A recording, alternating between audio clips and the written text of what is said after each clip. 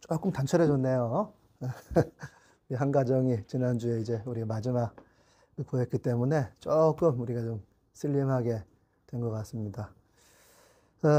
지금 하나님 나라라는 제목인데요. 같이 한번 해보실까요?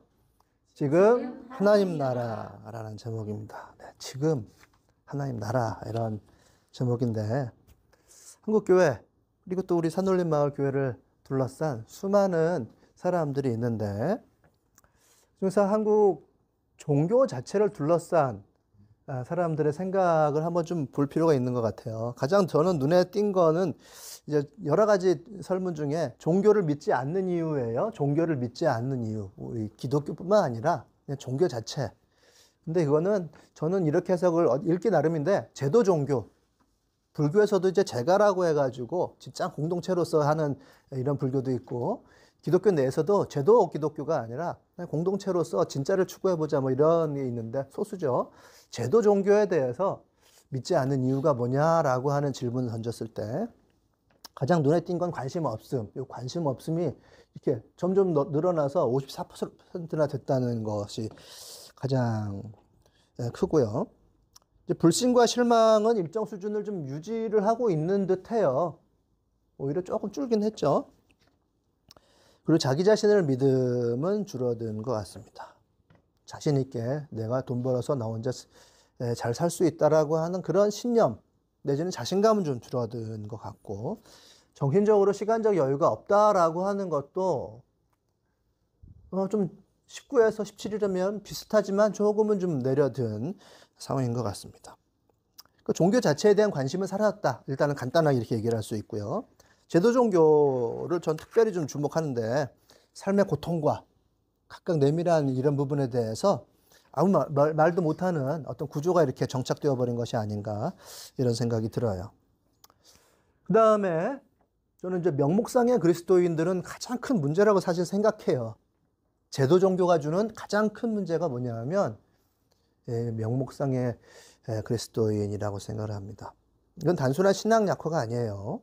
신앙의 본질적인 실종을 의미한다고 보시면 되는데 제도교회가 만들어낸 큰 덩치의 제도교회가 만들어내고 그리고 다시 회복하기는 거의 불가능한 그 안에서는 문제라고 생각을 합니다. 예배는 드리는데 믿음의 본질적인 이유가 없으니까 썬데이 크리스천이라고 얘기하죠. 기도가 없고 말씀이 없고 스스로 하나님께 나아가려고 하는 신앙의 추구가 없고 믿음의 이유가 없으니까 삶의 변화가 없는 그런 명목상의 신자들. 어떤 이유로 교회를 다니게 되었는데 본질적인 믿음의 이유는 없는 이런 사람이에요. 그래서 우리가 출석 교인 중에 명목상 그리스도인의 비율은 제가 좀 여러 가지 복잡한 표는 다 뺐습니다. 39.5%라고 이렇게 조사가 됐어요. 39조 거의 40%. 10명이 교회 마치고 나오면 그 중에서 4명은 사실은 참된 신자라고 보기에는 좀 어렵다 하는 이런 얘기가 되겠죠. 그리고 기독교인 중 가난한 성도의 비율이 29.3%예요. 사실 요 출석교인 중 명목상 그리스도인의 비율은 여기에 들어가 있지 않은데 기독교인 중 가난한 성도가 많은데 거의 29.3%, 30%가 되죠. 그 중에서 명목상의 그리스도인의 비율은 더 높을 것이다 라고 보통 추정을 이렇게 합니다. 그래서 여러 가지 복잡한 건 빼고요. 기독교인 전체 명목상 신자 비율은 57.2%라고 어떤 한 선을무는 리서치 기관은 그렇게 집계를 했어요. 그러면 전체 그리스도인 교회 내에 그리스도인도 있겠고 바깥에도 있을 텐데 어쨌든 통틀어서 57.2% 뭐 적게는 57.2% 많게는 60%가 명목상의 신자라고 기독교 문화에 있으나 참으로 자기 삶을 변화시켜서 그 안에 헌신하고 드리는 신자는 아니라는 거죠. 진짜 신앙을 붙든 신자는 30% 많으면 40% 정도라고 볼 수가 있습니다. 왜일까라고 하는 그 잘못된 신앙을 들었기 때문이죠. 잘못된 설교를 바탕으로 해서 꾸준히 신앙생활을 오랫동안도 해온 결과가 이렇게 나타나는 것이고 이제 우리가 특별히 그 광장의 그리스도인들을 보게 되는데 참 저 거짓 선지자에게 속는 사람들인 것 같아요. 저는 뭐 그분들의 그 영상을 가까이 보면은 좀 남루한 모습의 할아버지들, 할머니들이 정말 뭐 울부짖으며 자탄하면서 또는 이제 아주 극악하게 이렇게 화가 난 모습으로 소리를 지르는 것을 보면서 그들은 속았다. 잘못된 선지자들한테 속았다라고 하는 것을 발견하게 돼요. 뭐 명목상의 크리스찬 중에 저는 하나라고 생각합니다. 이제 모두 뒤엉켜 있던 이런 병든 교회도 있고 건강한 교회도 있고 어느 교회도 있던 신앙 비신앙이 이제는 교회 안에서 그렇게만 하던 게 아니라 광장으로 튀어나와 가지고 그렇게 하다 보니까 교회 자체가 이제는 뭐 의도를 하지 했던 간에 나누어져 버리는 좀 분수령이 되어버리는 이런 상황이 된 것 같아요.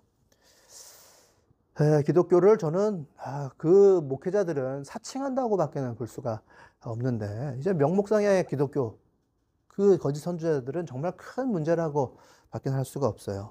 그래서 이런 등등 기독교를 둘러싼 수많은 사람들이 있는가 하면 이 외에도 SBNR이라고 하죠.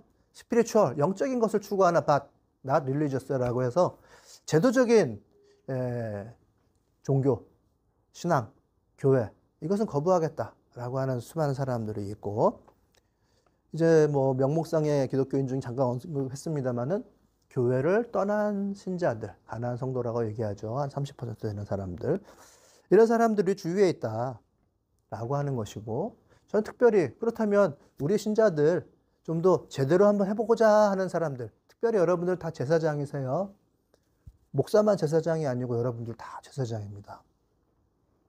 제사장인 것을 깨달았고 이제 제사장의 역량을 갖춰가는 중간에 어디에 있는 사람들이라고 해야 될 것 같아요. 이 제사장 된 우리들 공동체는 그렇다면 무엇이 어떻게 달라야 되는가를 생각할 볼 필요가 있어요.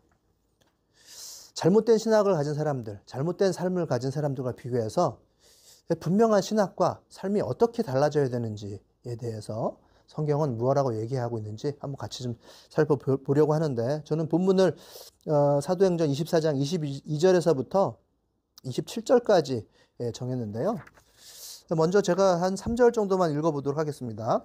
벨릭스는 그 도와 관련된 일을 자세히 알고 있었으므로 천부장 루시아가 내려오거든 당신들의 소송을 처리하겠소 하고 말하고서 신문을 연기하였다. 그리고 백부장에게 명령하여 바울을 지키되 그에게 자유를 주고 그의 친지들이 돌보아 주는 것을 막지 말라고 하였다. 며칠 뒤에 벨릭스가 유대 여자인 자기 아내 드루실라와 함께 와서 바울을 불러내어 그리스도 예수를 믿는 믿음에 관하여 바울이 설명하는 것을 들었다. 먼저 요만큼만 읽겠습니다. 하나님께서 원하시는 신ong이는 누구냐라고 하는 화두를 먼저 던졌었는데요. 여기 벨릭스라는 사람이 나오는데 기독교에 대해서 자세히 알고 있는 사람이었어요. 그러나 하나님께서는 자세히 아는 거에 그치는 것을 원하시는 게 아니죠. 여기 벨릭스는 기독교를 둘러싸고 있는 안팎에 있는 수많은 그리스도인들 중에 하나로서 이렇게 나옵니다. 벨릭스라는 사람은 유대 총독이에요. 당시 유대 총독입니다. 그전에는 헤롯이었죠. 이 사람은 해방 노예 출신이에요. 해방 노예 출신이어서 원래 노예였으나 능력을 인정받아서 자유인이 되고 이 유대 지역의 총독까지 된 아주 입지적인 인물입니다. 그러나 역사학자 타키투스는 이렇게 평가하는데요. 왕의 권력을 노예의 마음으로 행사한 자, 왕의 권력을 노예의 마음으로 행사한 자라고 악평을 하고 있어요. 그래서 그가 계속 쓴 글에는 탐욕스럽다, 폭력적이다, 그리고 뇌물을 좋아한다 라고 이렇게 얘기하고 있고 여기 성경에서도 잠깐 나옵니다만은 유대인들의 갈등을 조장해가지고 자기 정치적인 유익을 취한 인물로 알려주고 있어요. 근데 이런 사람이 그 도에 익숙한 사람이에요. 22절에 그의 도의와 관련된 일을 자세히 알고 있었으므로 자세히 알고 있었다고 쓰고 있어요. 그런데 결국은 신문을 연기하였다라고까지 나오고 있습니다. 익숙해서 연기했다. 바울은 이 신문 절차를 빨리 마치고 로마로 가서 황제에게 복음을 전해야 될 목표를 가지고 있었는데 그것을 연기하고 있었다라는 것을 우리가 바라볼 수가 있어요. 그 도에 익숙하기에 도에 대해서 빠삭하게 잘 알고 있었기에 오히려 천부장이 오기까지 기다려야 되겠다라는 말을 하면서 이런저런 핑계를 대면서 그의 신문을 연기했다라는 거예요. 알고 있었으나 그 마음은 회심과는 거리가 먼 거예요. 도를 알고 도에 이르는 것이 아니에요. 그냥 알고 있었을 뿐이에요. 그리고 이를 처리할 생각이 전혀 없었습니다. 그리고 그 뒤를 좀 읽어보면 백부장에게 바울을 지키게 했다. 그리고 자유를 좀 주었다. 그리고 친지들이 그를 케어하게 했다라고 하는 것이 나오는데, 당시의 감옥은 죄수들한테 먹을 걸 안 줬어요. 그러니까 친지들이 먹을 걸 갖다 주지 않으면 굶어 죽을 수도 있었습니다. 실제로 그렇기 때문에 시간을 지연시킬 생각을 이미 하고 있다고 여기서 보여지는 거예요. 좀 더 그 이후 제가 읽지 않았습니다만 26절과 27절을 보면 동시에 그는 바울에게서 돈을 받을까 했다라고 한 얘기가 나와요. 돈을 받을까 해서 은근히 바랬다. 그래서 자주 바울을 불러내가지고 뭔가 얘기를 나눴다라는 이야기가 나오고요. 27절을 보면은 두 해가 지난 뒤에 보르기오 베스토가 벨릭스의 후임으로 직책을 맡게 되었다라고 나오는데요. 그런데 벨릭스는 유대 사람의 환심을 사고자 했다는 얘기가 나오죠. 바울을 가두어둔 채로 내버려 두었다. 즉 여기 본문 전체를 보면은 벨릭스가 그 유무죄의 판결을 내리지 않고 지연을 한 이유가 나오는데, 유대인의 눈치를 봐야 했다는 거죠. 일단은 정치적인 그런 압력이 있었기 때문에 미뤘다는 것이고, 자신의 정치적인 입지를 위해서 미뤘다는 거고, 바울에게 자유를 허락하고 뭐 이렇게 저렇게 친절히 돌보는 것을 허락한 이유는 뇌물을 얻기 위한, 시간을 끌면서 뇌물을 받기 위한 의도된 어떤 호의였다는 것을 알 수가 있어요. 그리고 전반적으로 제가 추정컨대 한편으로는 바울이 무죄라는 것을 그래도 어느 정도 알고 있었으면서도 일부러 판결을 내지 않고 이렇게 자기의 유익을 이런저런 핑계를 대면서 추구하고 있었다라는 것을 알 수가 있어요. 벨릭스는 바울의 말을 들었을 때 두려워했습니다. 두려워했다는 것이 여기 나와 있어요. 그 드루실라와 함께 설명하는 것을 들었는데 25절에는 바울이 정의와 절제와 장차올 심판에 관해서 말할 때에 벨릭스는 두려워서 이제 그만하면 되었으니 가시오. 기회가 있으면 다시 당신을 부르겠소 하고 말하였다. 두려웠다라고 하는 이야기를 두려워서 라는 이야기를 분명하게 성경은 적고 있어요. 참 이 벨릭스의 이런 반응은 사실은 복음 앞에서 사람들의 일반적인 반응일 수가 있어요.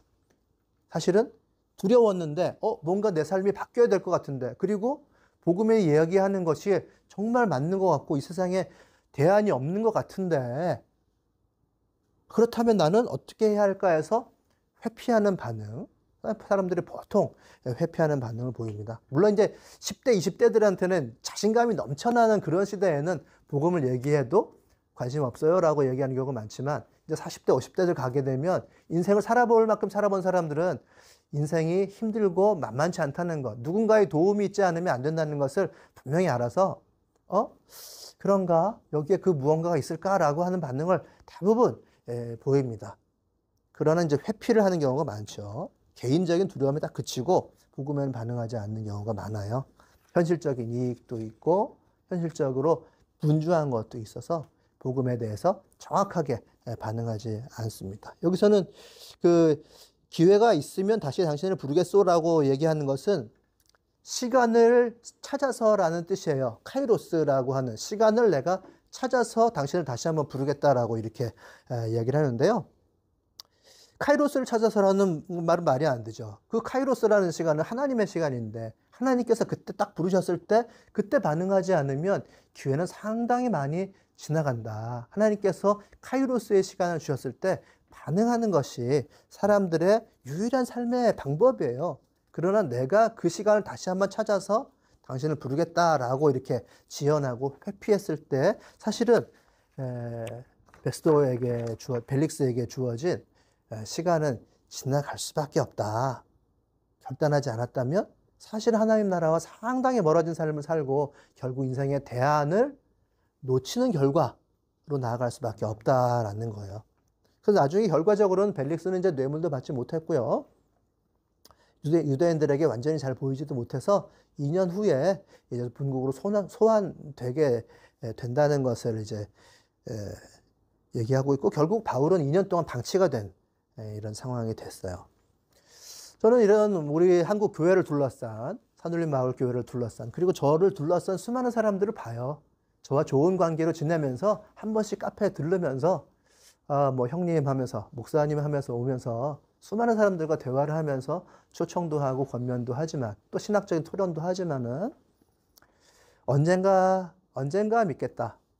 1년에 한 번이라도 교회 와라. 뭐 이게 제가 농담 삼아 이렇게 초청하는 사람도 있습니다만은 언젠가 한번 올게요. 라는 정도. 좀 여유가 되면은 한번 좀 찾아뵙겠습니다. 이런 정도. 아니, 페이스북에 그 소식 올리시는데 그 보니까 제가 자세한 정보가 없어서 못 갔어요. 이런 정도 핑계를 대면서 이렇게 교회에 방문하는 것을 미루는 수많은 사람들이 있습니다. 그것은 교회에 나오고 안 오고의 문제를 떠나서 사실은 하나님과 대면하는 시간 그 자체의 문제인 것이고 또 신앙인은 우리들도 마찬가지예요. 우리가 기도를 하면서 말씀 보면서 수많은 것을 우리가 도전받아요. 그럴 때 삶에 적용하는 결단을 우리가 하느냐 하면 그 결단을 계속해서 미루는 경우가 많이 있죠. 때로는 결단을 미루고서 회피하기도 하는 것이 우리들의 복음의 현 주소일 수도 있습니다. 그러나 우리 벨릭스의 어떤 이런 태도를 보면서 하나님의 부르심이라고 하는 것을 우리가 다시 한번 생각해 봐야 될 것 같아요. 하나님의 부르심이 현재의 삶에 실제적으로 적용이 되고 우리가 받아들이고 따라야 함을 우리가 알 수가 있습니다. 왜냐하면 하나님의 시간이라고 하는 것은 우리가 초청할 수가 없는 것이고 하나님께서 주시는 것이기 때문에 그때에 반응해야 된다라고 하는 거죠. 저는 다시 결단하고 다시 회심할 때가 많아요. 저는 꾸준한 유형의 사람이기 때문에 뭐 기독교 신앙을 어릴 때 부모님이 주셨을 때 그것을 떠난 적은 별로 없어요. 수많은 친구들이 야, 너 그러지 말고 교회를 한번 떠나라. 그래야 너는 확실한 신앙을 갖게 된다라고 얘기했을 때도 저는 사실 신앙을 버린 적은 없어요. 겉으로는 신앙을 이렇게 유지했지만은 저 스스로 돌이켜보면 어떤 고민과 근심에 오히려 꽂혀서 그것을 따라가는 때도 많이 있고 현실적인 어떤 분주한 것 때문에 그것을 오히려 하나님보다는 그것을 따라갈 때가 많이 있고 어떤 회의가 있을 때는 회의를 따라갈 때도 많이 있어요. 사실은 내가 믿는다고 하지만은 따라가는 것은 제각각일 때가 많이 있어서 그때는 저는 그런 현실에 마음에 이끌려갈 때는 다시 한번 결단합니다. 제가 하나님을 떠나지 않았지만 다시 한번 결단하고 다시 한번 회개하고 다시 한번 헌신해요. 그러면서 돌아오는 때를 몇 번 저는 인생 가운데 겪었고 저는 올해도 그런 때로 설정을 하고 있어요. 이제 내가 다시 한번 헌신해야 되겠다. 제사장으로서 하나님께 좀 더 나아가야 되겠다. 그리고 다시 한번 하나님께서 주신 비전에 대해서 다시 한번 생각하고 우리 교인들과 같이 한번 나눠야 되겠다. 올해는 저는 그런 생각을 하면서 앞으로의 또한 12년, 또한 24년을 계획하고 있습니다. 다시 한번 결단하고 헌신하는 것은 우리도 신앙인이라고 하지만 우리들의 내면을 보면 꼭 필요하다는 것을 알 수가 있어요. 우리가 신앙을 버리지 않고 여러분들 든든하게 서 계시지만은 내 속을 가장 잘 아는 내가 볼 때에 다시 한번 결단하고 다시 한번 헌신하는 것은 우리 신앙의 여정 가운데 꼭 필요한 부분입니다. 그래서 다시 한번 하나님께로 나아가고 다시 한번 하나님께로 나아가는 것이 꼭 필요하고 언제나 하나님을 즐기는 리조이스 하는 것이 있다면 너무 좋겠지요. 하나님을 누리고 그 삶을 즐길 수 있다면 너무 좋겠지만은 우리가 때로 근심과 걱정과 목표 그리고 현실에 우리가 눈길을 두고 그것을 따라갈 때 다시 한번 예수 그리스도를 바라보면 예수님과 함께 다시 한번 인생을 살아갈 수가 있어요. 예수님과 함께 다시 사역할 수가 있습니다. 그래서 여러분들에게 다시 한번 결단 그리고 재헌신, 리커밋 하는 것을 여러분들에게 권해드립니다. 이 벨릭스와 같이 되지는 말자. 연기하고 보류하지는 말자. 여러분들에게 첫 번째로 말씀드리고요. 그렇다면 하나님께서는 이제 바울이라는 인물을 이 성경을 통해서 보여주셨는데 바울을 통해서 우리들에게 직접적으로 무엇을 요청하시나 라는 것을 한번 얘기해 볼게요. 하나님께서는 이 바울을 사도행전 처음부터 끝까지 우리들에게 그 도의 증인이 되는 것으로 부르셨어요. 바울이 바울 된 것은 자기가 들은 것, 하나님께 들은 것을 또 한번 사람들에게 들려주는 것. 그것이 그가 할 일이에요. 24절을 보시면, 24절 맞아요.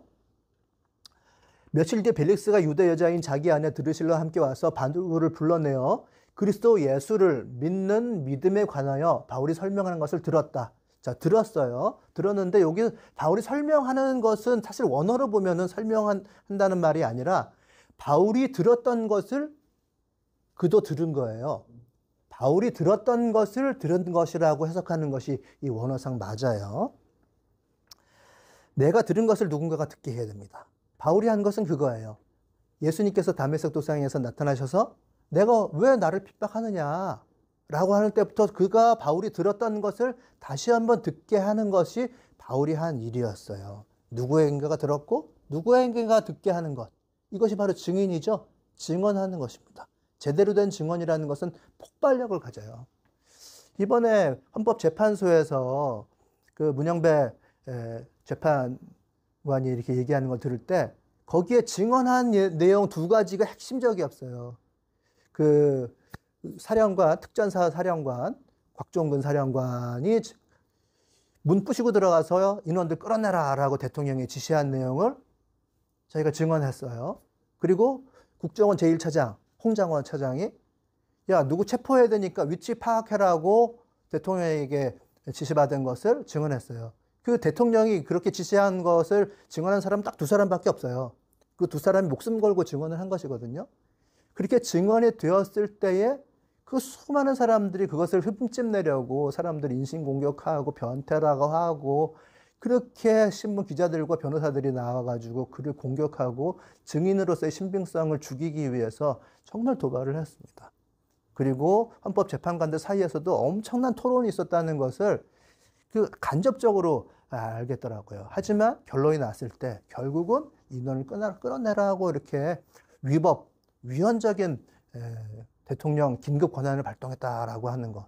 그리고 재판관들을 위협하기 위해서 퇴임한 법관까지도 체포하기 위해서 위치 추적을 요청했다라고 하는 것을 이렇게 얘기하면서 결국은 파면까지 이르렀잖아요.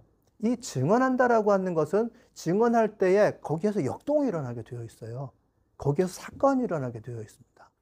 들은 것을 듣게 하는 것처럼 쉽지 않은 일이 없습니다. 이것이 우리가 하나님 나라를 살아가는 가장 원초적인 방법이에요. 가장 기본적인 사건을 경험하게 되는 가장 기본적인 방법입니다. 들은 것을 듣게 할 때에 하나님께서는 그것을 통해서 예수 그리스도가 역동하게, 즉 예수님이 일하게 하는 사건을 만드십니다. 그것을 통해서 복음이 전해져요. 내가 믿고 네가 믿고 한 개의 공동체가 두 개의 공동체가 되고 두 개의 공동체가 네 개가 되고 처음에 안디옥 교회 하나밖에 없었지만은 유럽까지 가서 교회가 세워지고 그리고 수직적으로 오늘날 산울림 마을 공동체까지 오게 되는 수평과 수직적인 하나님 나라가 벌어지게 된다는 거죠.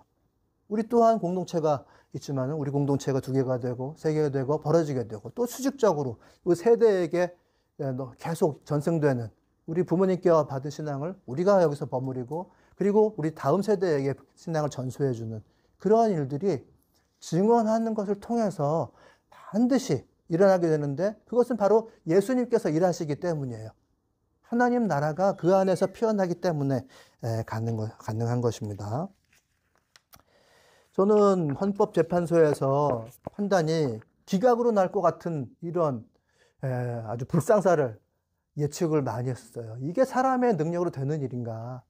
거기에서 증언한 사람이 있었기 때문에 파면이라는 그런 사건이 났다. 불가능한 것을 가능하게 했다. 그 두 사람, 그 사람들이 목숨을 걸고 자기가 들은 것을 그대로 얘기하지 않았다면 지금 현재의 탄핵 정국이 끝나지 않았을 것이다. 저는 그렇게 생각을 하고 또 우리가 교회를 세워가는 것도 마찬가지입니다.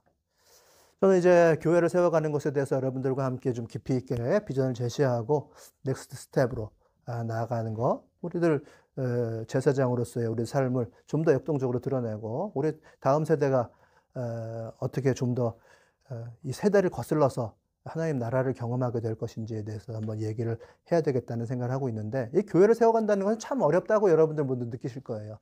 그러나 사실은 교회를 세워가는 것은 불가능한 일이에요. 우리들 모두가 죄인들이잖아요. 죄인들이 교회를 세워간다는 것이 가능하겠습니까? 된다고 하면 복음으로 예수님께서 역사하셔서 예수님께서 역사하실 때 교회가 세워지는 것이라고 저는 믿습니다. 그것은 하나님 나라가 역동하기 때문에 가능한 거예요. 씨앗을 뿌린다고 얘기하죠. 씨앗을 뿌리는 것이 교회를 세우는 것과 마찬가지예요. 씨앗을 뿌리면 성경에 보니까 성경에서는 그 다음날 씨앗이 어떻게 되는지 사람들은 알 수 없다고 얘기해요. 이튿날 가서 보니까 씨앗이 어떻게 되는지 알 수가 없다. 씨앗을 뿌리는 것을 사람이 뿌려놓지만은 어떻게 자라는 것을 사람이 도대체 알 수가 없다고 얘기를 합니다. 그것은 하나님께 속한 것이기 때문에 하나님 나라가 자라는 것은 오로지 하나님께서 하시는 일이기 때문에 가능하다. 그리고 가을이 되면 거기서 꽃이 피고 열매가 맺는 것을 사람들은 그때야 바라보고 열매를 딸 뿐이다 라고 얘기를 하십니다. 어떻게 해서 교회가 세워지느냐? 예수님께서 역동하셔야만, 예수님의 사건이 일어나야만 가능한데 그것은 예수님 중심으로 살 때 가능한 거예요. 예수님 중심으로 살 때에. 예수님 중심으로 사는 것의 가장 기본적인 척도는 들은 것을 듣게 하는 것. 하나님께서 주신 말씀을 서로 나누는 것. 이것이 가장 기본적인 척도입니다. 즉 증인이 되는 것이 예수님이 일하시는 중심에 서 있는 사람의 가장 기본적인 자세입니다. 우리는 여기서 성경 말씀 그대로를 좀 빌려서 얘기를 하면 바울을 불러내어 그리스도 예수를 믿는 믿음에 관하여 바울이 설명하는 것을 들었다. 그리스도 예수를 믿는 믿음에 대해서 증언하는 것을 들었다. 바울도 그리스도 예수를 믿는 믿음에 대해서 들었고 그것을 듣게 한 것이에요. 그리스도는 메시아란 뜻이에요. 하나님 나라를 중심으로 살다 보면 이 세상이 살만한 곳이 아니라는 것을 반드시 느껴요. 때문에 그리스도가 필요하다는 것을 느끼고 메시아 그리스도에 대해서 자기가 느끼고 들은 바를 얘기하는 것, 그것을 듣게 하는 것입니다. 우리들의 예배는 결국은 하나님 나라를 소망하는 예배예요. 저는 이 예배가 일주일 우리가 다음 주 살아갈 때 우리가 받을 상처에 대비하는 대비적인 예배라고 했어요. 그것을 길게 느려뜨리면 결국은 이 땅은 우리를 계속해서 괴롭히고 상처를 줄 것이기 때문에 결국은 살만한 것이 아닌 깨어진 세상이다. 결국은 우리들 하나님 나라를 소망하는 예배를 드리는 것이 이 장소이다라고 하는 것을 여러분들께 말씀드렸는데 그것을 우리가 일상에서 입을 열어서 그리스도, 메시아 되신 예수를 믿는 믿음에 대해서 증언하는 것. 이것이 우리가 바울에게서 배워야 될 중요한 부분입니다. 그 열매는 결국은 예수께서 일어나셔야만, 예수가 우리 가운데서 일하셔야만 가능하다라는 것을, 그리고 이 땅은 결국은 우리의 것이 될 수 없고 하나님께서 우리들에게 하나님 나라를 주실 것인데 그 안에서만 우리가 소망을 얻을 수 있다라고 하는 소망의 예배를 우리가 더불어서 같이 드리게 되는 것입니다. 그래서 두 번째로 여러분들에게 말씀드리는 것은 바울처럼 들은 것을 듣는 증언자가 되어라. 증인이 되어라 라고 하는 것을 여러분들에게 이 성경 말씀의 교훈으로 두 번째로 드리고 싶어요. 증인이 되어야 한다. 증인. 그런데 참 말씀드렸지만 곽종근, 홍장원 이런 사람들처럼 자기가 겪은 일 그대로를 얘기하는 것이 참 쉽지 않죠. 그런데 종교 자체에 대해서 무관심한 사람들에게 우리가 겪은 일에 대해서 이야기한다는 것은 역시 쉽지가 않아요. 어떻게 얘기를 해요? 관심도 없는 사람들한테, 눈에 보이지도 않는 철저히 이성으로 사는 사람들한테 예수 그리스도에 대해서 어떻게 증언하느냐, 무슨 배짱으로 증언을 하느냐, 또한 우리들에게 남겨진 과제이겠죠. 철저한 아주 분명한 신학이 필요합니다. 신학은 목사만 하는 게 아니에요. 목사만 하는 게 아니고 여러분들 모두가 아주 선명한 신학적인 이론을 가지고 있으셔야 됩니다. 이제 그거는 분명한 사실이에요. 그래서 은혜를 계속해서 자급하셔라. 성경을 계속해서 공부해라. 이렇게 여러분들에게 말씀드릴 수밖에 없고 그것을 잘 전할 전략가가 되셔야 돼요. 목회자만 하는 게 아니고 여러분 스스로가 다 제사장이고 복음을 전하는 사람들입니다. 선명한 신학을 가지십시오라고 하는 거, 이거 분명한 복음을 전하기 위한 전략을 가지십시오. 여러분들의 삶에서 그렇게 말씀드릴 수밖에 없는데 어떻게? 라는 부분이 있죠. 어떻게? 쉽지 않은 그거 어떻게 할 거냐? 증언은 하나님의 사랑의 힘으로 하는 것입니다. 사랑의 힘으로 하는 것이에요. 이 증인 바울이 한 이야기를 조금 더 이렇게 살펴보면 크게는 메시아 되신 예수를 믿는 믿음에 대해서 얘기했다고 되어 있는데, 그리고 조금 더 구체적으로 얘기를 해요. 25절에 보면 바울이 정의와 절제와 장차 올 심판에 관해서 말할 때에 벨릭스는 두려워했다고 되어 있어요. 뭔가 터치가 되는 부분이 그거예요. 의, 그리고 절제, 다가올 심판에 대해서 얘기할 때 두려워했다고 되어 있어요. 사람들에게 터치되는 부분은 바로 이 부분입니다. 이 로마 귀족들에게 굉장히 불편한 주제라는 것은 분명해요. 의라고 하는 것은 여러분들에게 다시 한번 말씀드리면 하나님과의 바른 관계를 의미하는 거예요.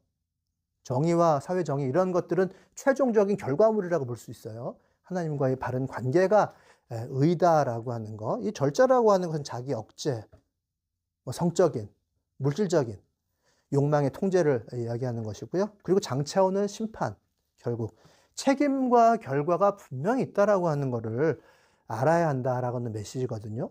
이것을 당시 로마에서 파견된 총독에게, 황제를 대행해서 온 총독에게 이것을 어떻게 전할 수 있었을까? 어떤 힘으로 전했을까라는 것은 참 우리로서도 생각해 볼 부분이란 말이에요. 이 드루실라와 함께 같이 이제 얘기를 들었다고 되어 있는데요. 헤롯, 우리가 흔히 아는 헤롯이에요. 헤롯 아그리파 1세의 딸이에요. 이 드루실라는. 그래서 유대의 아주 엘리트 출신입니다. 드루실라는 이미 당시에 결혼했었어요.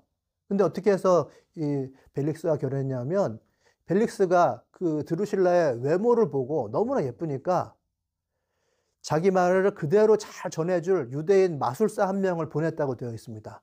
그래서 여러 가지 말로 유혹을 하고 해서 그 결혼을 파탄을 내버리고, 그리고 나서는 자기가 드루실라와 결혼을 한 거예요. 드루실라는 이전에 약혼한 사람도 있었고 또 결혼한 사람도 있었으나 모두 다 이렇게, 그리고 세 번째 기회에 결혼을 한 것입니다. 그러니까 그들은 공의라든지 절제와는 이미 거리가 먼 삶을 살고 있었어요. 그런데 그 앞에서 최후의 심판을 증언한다는 것은 참 어렵겠죠. 얼마나 부담스러웠을까요? 그러나 바울은 진리로 정면 돌파를 했습니다. 이 하나님의 힘이 아니면 할 수가 없는 말인데요. 이 의에는 힘을 갖게 해요. 하나님의 의에는. 하나님의 의 안에 들어가는 것이 모든 것의 사실은 준비인데요. 의라는 것은 어떻게 보면은 우리가 얘기하는 정의라는 것보다 깊은 의미가 있는데, 사전적으로는 우리가 되어서 마땅한 그 모습이 되는 것을 의라고 얘기를 해요. 사전적으로는. 그러니까 그것은 하나님께서 우리들에게 주신 창조의 원래 그 모습이 되는 것을 의미합니다. 그러니까 의라고 하는 것을 아주 원초적으로 생각을 해보세요. 하나님께서 우리들을 사랑으로 창조해 주셨어요. 대량 생산한 것이 아니라 하나하나 모태에서부터 너는 이런 사람이야 라고 하는 그 사랑의 마음으로 우리를 창조해 주셨습니다. 하나님께서 우리들에게 인격을 주셨어요. 사람의 특징은 인격이라고 얘기하죠. 인격이라는 것이 뭐냐? 하나님과 교제할 수 있는 그 능력을 인격이라고 이야기하는 거예요. 나는 나고 하나님 하나님인데 교제할 수 있게 하는 그 능력이 바로 인격이라고 하는 것인데, 그것을 다르게 표현하면 영혼이라는 걸로 표현할 수도 있어요. 그 영혼을 가지고 하나님과 만나는 거예요. 그러고서 원래 내가 되어야 될 그 모습으로 하나님 앞에 서는 거죠. 원래 내가 되어야 될 그 모습이라는 것은 하나님을 사랑하고 하나님의 사랑을 듬뿍 받는, 사랑받는 존재가 되는 것입니다. 그래서 의라고 하는 것이 가장 원초적으로는 하나님을 사랑하는 사람이 되는 거예요. 그것이 내가 원래 마땅히 되어야 할 그 존재가 되는 것이 바로 의라고 하는 거예요.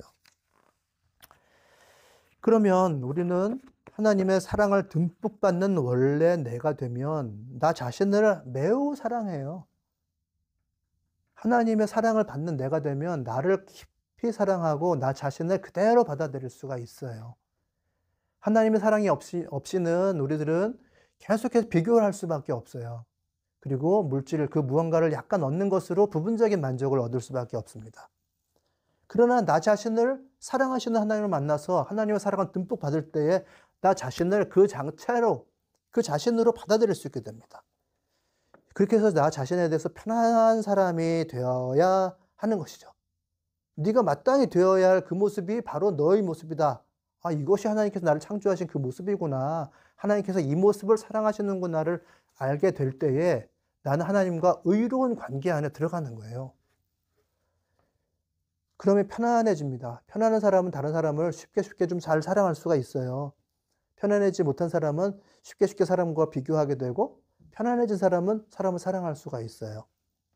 그래서 여러분들과 제가 자주 나눈 말씀은 애쓰지 말아라 라는 말씀을 드렸죠.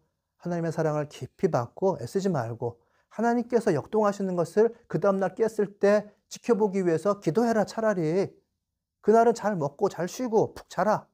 그리고 기도해서 하나님께서 내일 하나님께 나에게 기적을 베풀어 주시도록 기도하는 게 차라리 낫다. 하나님께서 나에게 기적을 베풀어 주신다. 왜냐하면 나를 사랑하시는 존재니까. 하나님 나를 사랑하시고 나는 그 사랑 안에 거하는 존재니까 내가 발버둥 치기보다는 편안하게 그냥 잘 먹고 잘 자고 잘 쉬고 기도해서 그 다음날 하나님의 기적을 경험해라. 이러면 우리가 하나님 앞에서 당당한 자가 될 수 있고 이웃 앞에서 당당한 사랑의 화신이 될 수가 있어요. 하나님께서는 몸과 마음과 정성을 다해서 하나님을 사랑해라. 이거 첫 번째 계명이고, 그리고 네 이웃을 내 몸과 같이 사랑해라. 이것이 두 번째 계명이라고 말씀하셨어요. 이것이 구약 성경 전체를 다 요약한 것이다라고 예수님께서 말씀해 주셨거든요. 성경 전체를 요약하면 예수님께서 딱 두 가지, 모든 것을 바쳐서 하나님 사랑하고 그리고 네 몸과 같이 이웃을 사랑해라 이렇게 말씀해 주셨어요. 그러니까 내 몸과 같이 나를 사랑하는 만큼 자신을 사랑하는 방식으로 이웃을 사랑할 수가 있는 거예요. 하나님의 사랑을 듬뿍 받은 원래 나의 모습이 되면 자신을 사랑하고 이웃을 사랑할 수가 있습니다. 왜냐하면 나를 그대로 받아들이기 때문에 그들을 사랑하는 방식으로 나를 사랑하고 그들을 사랑할 수가 있는 거죠. 그게 사회화가 되면 정의가 되는 거예요, 결국은. 그래서 의의가 정의가 되는 것인데 그 사랑이 정의로 흘러가도록 원래 내가 되어라. 원래 내가 되는 사랑을 받은 모습이 되면 담대하게 증언할 수가 있어요. 그래서 증언은 어떻게 할 수 있느냐? 바로 하나님을 듬뿍 받은 사람이 되어서 여러분들이 증언을 할 수가 있습니다. 그것이 결국은 하나님 나라를 사는 사람으로서 우리가 살아가게 되는 것이고요. 우리 하나님 나라를 중심으로 살아가다 보면 결국 우리가 발견하게 되는 것은 이 세상은 살만한 것이 아니라는 것을 결국은 알게 돼요. 이 세상이 깨어져 있고 어떤 사람은 지옥이라 얘기하고 이 세상에서 나는 망했다 얘기할 정도로 실제로 그렇게 고통스러운 것이 이 세상입니다. 12.3 비상계엄 이후에 우리는 그것을 123일 동안 경험을 한 거예요. 그리고 또 우리는 경험할 거예요. 앞으로는 좋아지긴 하겠지만은 부분적인 개선을 경험하겠지만은 또 어려운 일들이 우리 앞엔 예고되어 있습니다. 하나님께서 우리들에게 그렇게 말씀하셨어요. 그래서 우리가 예수 그리스도를 받아들이고 그리스도 예수를 받아들이고 그것을 증언한다는 것은 메시아 되신 예수를 증언한다는 것이거든요. 결국 이 세상에서는 메시아가 필요하다. 이 세상은 메시아가 필요하다. 맨 마지막 심판을 이야기할 수가 있는 거죠.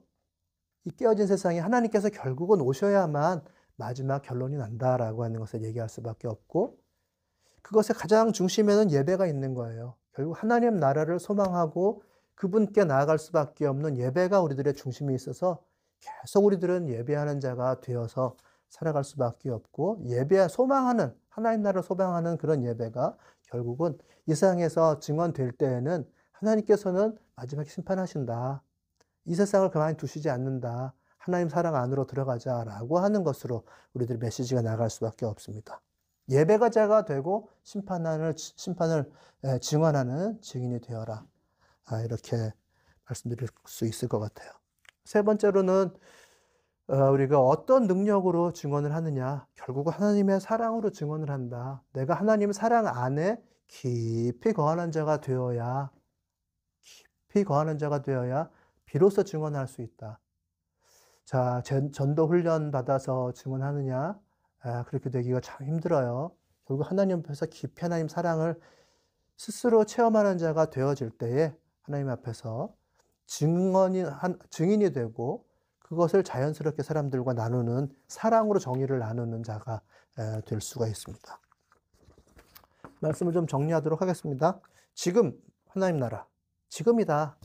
지금 결단하자. 보류하고 지연시키고 미루는 것이 아니라 지금 결단하는 사람들이 되어야 하는데, 안타깝게도 한국 사회는 종교에 대해서 무관심한 자들이 많고 좁혀들어서 기독교인들 중에서는 상당히 많은 숫자가 명목상 기독교인이라는 이름을 갖고 있다.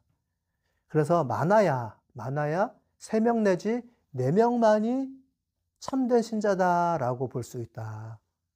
그러나 우리들은 신앙을 보류하지 말고 그때 우리가 하나님을 떠났다는 게 느껴지면 그때 재현신하고 하나님께로 돌아가자라는 말씀 첫 번째로 드렸고, 그리고 그런 사람들에 대해서는, 우리 이웃들에 대해서는 증언하는 사람이 되자라는 것. 내가 들은 것을 다시 한번 얘기하는 이 증언의 사이클 안에 들어가자라고 하는 얘기를 드렸어요. 그리고 그 증언은 어떤 힘으로, 무슨 배짱으로 하냐? 하나님의 사랑이 없이는 안 된다.